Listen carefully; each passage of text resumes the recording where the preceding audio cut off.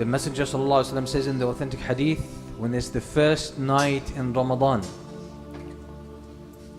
the gates of paradise will be open, the gates of the hellfire will be shut, and the shayateen, the main leader devils, will be chained and locked down. And this is not mere symbolism, this is truth. This is true. These things happen in the world of the unseen. So the world changes. In Ramadan, the world changes. Shayateen, the most influential of shayateen, the most destructive of shayateen, will be locked down.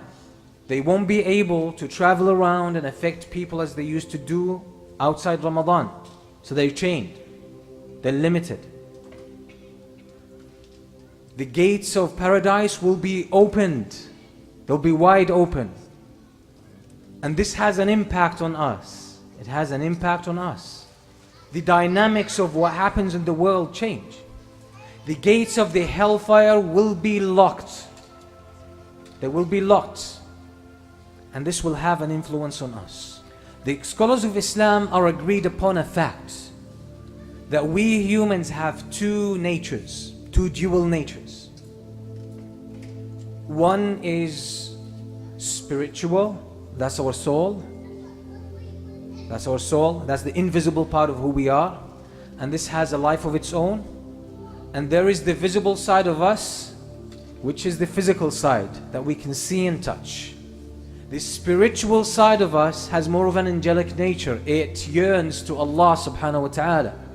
And the physical side of us is more like the animals. It's all about eating, drinking, reproducing, and the physical desires and the physical attachments and orientations that we have. And upon death, these two natures will be separated. The soul will depart the body. The soul is part of the world of the unseen. We can't touch it, we can't smell it, we can't taste it, we can't even hear it. That's the soul, but that's who we really are. حَقِيقَةُ الْمَرْءِ نَفْسُهُ, as the scholars say. The reality of a human being, the essence of a human being is his soul. Because when the soul departs the body turns into a corpse, turns into pieces of flesh and bones that will decompose. It has no life of its own. So the spiritual nature of us is part of the unseen. It feels things that happen in the world of the unseen. So when the gates of paradise are open, this impacts our spiritual nature. This impacts our spiritual nature. When the gates of the hellfire are locked, this impacts our spiritual nature. Some part of us feels that. The Prophet ﷺ says in the authentic hadith, which is in a Sahih, مَا جَلَسَ قوم في بيت من بيوت الله يتلون كتاب الله ويتدارسونه بينهم إلا نزلت عليهم السكينة وحفتهم الملائكة وذكرهم الله في من عنده. Any group of people who gather together in a masjid, in one of the houses of Allah, they recite the book of Allah, the words of Allah, and they study it. Except that serenity, peace and tranquility will descend upon them.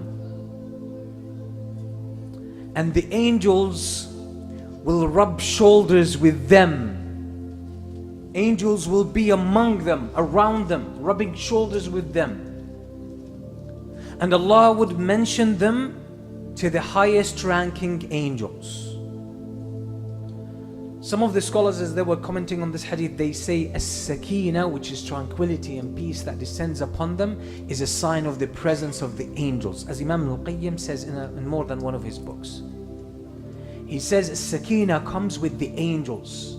This peace and tranquility and serenity that you feel sometimes when you're reciting Quran or reading Quran or listening to a lecture or attending a halaqah or praying behind an imam or doing something good. This sakina shows the angels are around. It marks the presence of the angels. You don't figure this out with your brain. You don't feel the angels physically. You don't touch them. You don't smell them.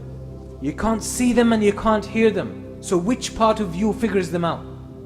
that feels this sakeen and this peace and serenity and tranquility. Which part of you is the spiritual side of you? So since we feel our souls feel the presence of the angels, don't you think the soul feels that the gates of paradise are open? The gates of the hellfire are locked, the shayateen are locked down? It does. And that's why most of us feel in Ramadan more eagerness to worship Allah subhanahu wa ta'ala. You find more peace and more tranquility because the fragrance of paradise reaches your soul. It recognizes that at a subtle level that you cannot capture with your senses. So that's what happens during Ramadan. This is what happens. This is why Ramadan is a special time. These things are not a figment of imagination that we're just talking about in a symbolic sense. These are realities of life. These are things that are happening. So when the first night of Ramadan, the dynamics of the world change and your soul responds to that. So this is why Ramadan is a point for us to really upgrade our iman, upgrade the level of our taqwa and connection to Allah subhanahu wa ta'ala.